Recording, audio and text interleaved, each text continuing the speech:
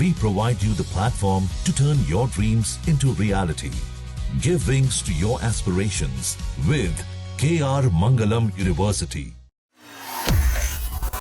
जब पूरी दुनिया चाइना के आर्थिक जाल के सामने सरेंडर करती नजर आ रही है, जब दक्षिण अफ्रीका और तुर्की जैसे देशों ने अपने पैर पीछे खींच लिए, तब सिर्फ एक देश जो सीना तान कर खड़ा रहा, वो देश है भारत। भारत ने चीन की एक बड़ी योजना को ठेंगा दिया है और वर्ल्ड ट्रेड ऑर्गेनाइजेशन यानी WTO के मंच पर इंडिया ने चीन के उस मंसूबे को मिट्टी में मिलाया जिसे बीजिंग सालों से बन रहा था। चलिए आपको पहले बताते हैं कि आखिर ये पूरा मामला क्या है। कैमरून की राजधानी याओंडे में आयोजित 14वें मंत्री स्तरीय सम्मेलन MC14 में एक बड़ा कूटनीतिक ड्रामा देखने को मिला।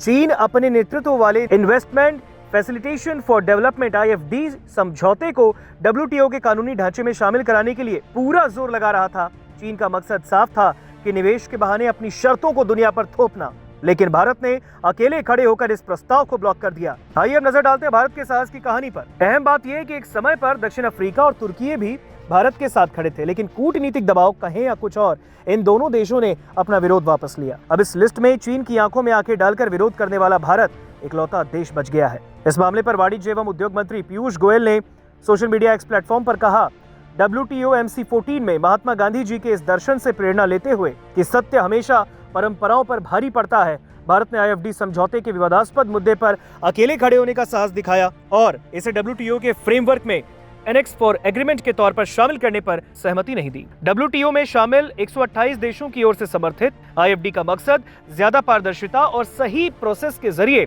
FDI को सुव्यवस्थित करना है। हालांकि भारत का यह मानना है कि WTO के पास निवेश से जुड़े मुद्दों के लिए कोई अधिकारक क्षेत्र नहीं है, यानी कोई मैंडेट नहीं है। भारत ने चेतावनी दी है कि जिन समझौतों पर आम सहमति नहीं है, उन्हें शामिल करने से खतरनाक मिसाल कायम होगी। इससे फूड सेफ्टी और पब्लिक स्टॉक होल्डिंग जैसे महत्वपूर्ण और लंबे वक्त से लंबित मुद्दों को नजरअंदाज किए जाने का खतरा पैदा हो सकता है। भारत का मानना है कि WTO का काम व्यापार देखना है, निवेश से जुड़े मुद्दों पर फैसला लेना है और इसके अधिकार क्षेत्र में ये नहीं आता। भारत, दक्षिण अफ्रीका और तुर्की एक तर्क था कि 1994 के माराकेश समझौते के तहत इस तरह की पहल की कोई कानूनी जगह नहीं।